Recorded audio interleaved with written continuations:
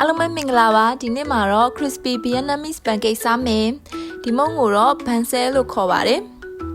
banh ဆိုတာကတော့ဂျုံကိုအခြေခံပြီးတော့လှုပ်ထားတဲ့မုံတွေကိုခေါ်တာဖြစ်ပါတယ်ဆဲဆိုတာတော့သူကအဲ့အပူပြားပေါ်ကိုမုံနှစ်လောင်းချလိုက်တဲ့အခါမှာထွက်တဲ့အတန်ကိုခေါ်တာဖြစ်ပါတယ်ကျမတို့မြန်မာလူဆိုရင်တော့ share ဆိုပြီးညီတဲ့အတန်မျိုးဖြစ်မှာပေါ့နော်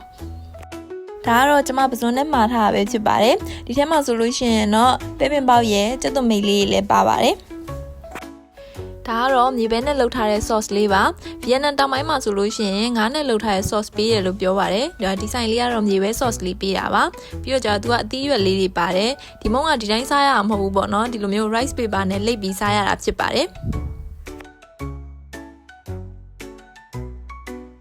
အရင်ဆုံးကျမတော့ sauce အရင်ဆက်ပါတယ်ဆက်လေးစားကြလို့မို့လို့ငရုတ်သီးလေးရဲ့ကြက်သွန်ဖြူလေးရဲ့ထည့်ပါတယ်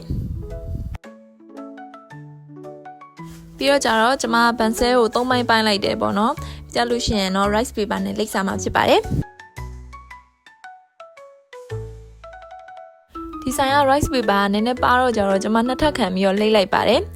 ပြီးတော့ကျတော့အသီးရွက်လေးထည့်ပါတယ်ဒီမှာဆိုလို့ရှိရင်တရက်သီးသခွားသီးဆလက်ရွက်တွေပြီးတော့ကျတော့ပင်စိမ်းတွေပါပါတယ်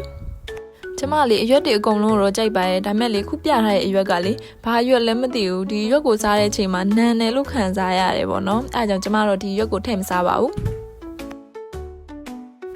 ပြီးရင်တော့ကျမပန်ဆဲကိုထည့်ပြီးတော့လိပ်ပါတယ်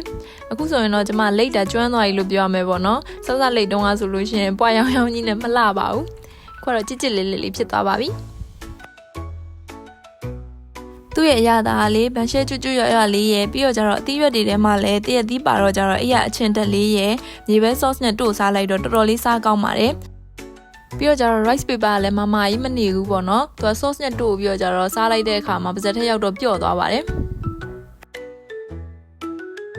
ဘန်ရှဲကလည်းဗီယက်နမ်မှာထင်ရှားတဲ့ရိုးရာစားစတစ်ခုဖြစ်တာကြောင့်မို့လို့ဗီယက်နမ်ကိုလာလည်ပြည့်ရင်စားကြည့်ပါလို့ပြောချင်ပါတယ်။ကျမရဲ့ဗီဒီယိုလေးကတော့ဒီလောက်ပါပဲရှင်။ကြည့်ရှုပေးတဲ့အတွက်အားလုံးကိုကျေးဇူးတင်ပါတယ်။ Bye bye